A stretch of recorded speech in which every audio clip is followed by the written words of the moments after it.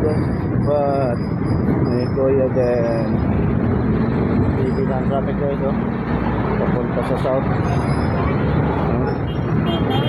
Heavy na ang traffic papunta sa south. Lakas ng hangin.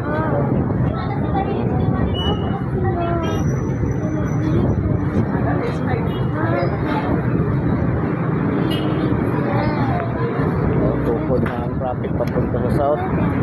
No, it's from Almendras to Biculan. Tumutukod na ang traffic. Nagsisimula na mag-build up ang traffic. Ang papuntang north, medyo maluag galing doon. Dito lang pagdating dito sa may banda Almendras, dito na nagsisimula ang build up, kunti, pero okay lang naman ang daloy. So far okay pa ang daloy ng mga traffic ko both side, no?